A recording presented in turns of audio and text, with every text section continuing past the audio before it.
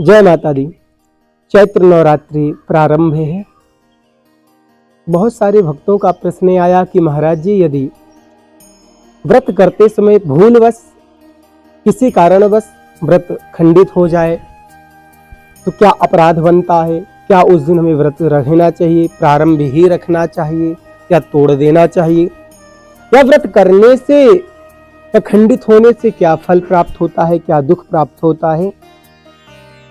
तो भैया, शास्त्रीय सम्मत बात है, यदि आप माँ दुर्गा की आराधना कर रहे हैं, 9 दिन पर्यंत व्रत रह रहे हैं और आपका व्रत भूलवश टूट जाता है या कोई ऐसी वस्तु आप पा लेते हैं जिससे आपका व्रत खंडित हो जाता है, तो ऐसे समय में आपको अपने व्रत को कदापि तोड़ना नहीं है।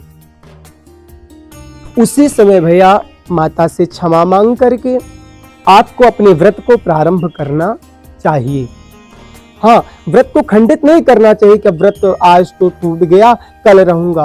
या कोई भी व्रत हो, नवरात्रि का व्रत, एकादशी व्रत या कोई भी सोमवार व्रत आप करते हैं तो आप इस बात का ध्यान रखें, आपको करना क्या है।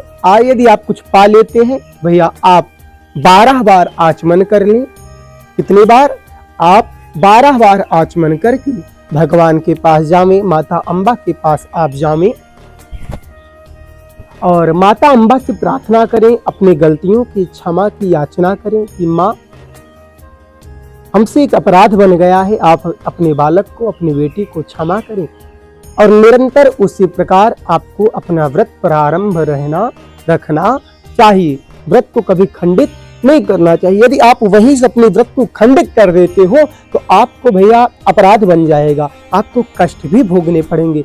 और प्रयास करिए, आप इस नवरात्रि में सिद्ध कुंजिका स्तोत्र का पाठ अवश्य करिए।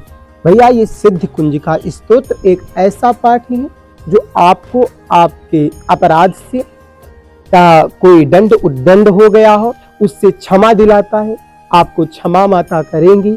माता को सिद्ध कुंजिका स्तोत्र बहुत अत्यधिक पसंद है, इसलिए माँ की आराधना करने से पहले, करने के बाद आप सिद्ध कुंजिका स्तोत्र का पाठ अवश्य करें।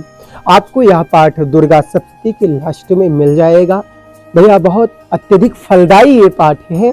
आप ना कर पावे पूरा सप्तशती का पाठ तो आप सिद्ध कुंजिका स्तोत्र पढ़ सकते हैं। ये सप्तशती मार्कंडेय पुराण से निकली हुई है। भैया, सिद्ध कुंजिका स्तोत्र की बहुत अद्भुत महिमा है। आप भी इसका नित्य पाठ करें। माँ के लिए, माँ की प्रार्थना के लिए घर में एक घी का दीपक जला करके माँ की आराधना करें, मंगलमयी आरती के गावें, खूब उनकी सेवा करें। लाल चुनरी, लाल चूड़ी, गुलहड़ का फूल, भैया पूड़ी, लड्डू बना ले में, ऐसे ऐसे चीज़ों को माता को भोग लगाएं। 9 दिन अन्य पदार्थों से माता की आराधना करें, भोग लगाएं। माता भगवती आप सबके ऊपर कृपा करें। खूब खूब आप सभी को चैत्र नवरात्रि की ढेर सारी हार्दिक शुभकामनाएं। जय माता दी, जय सिया राम।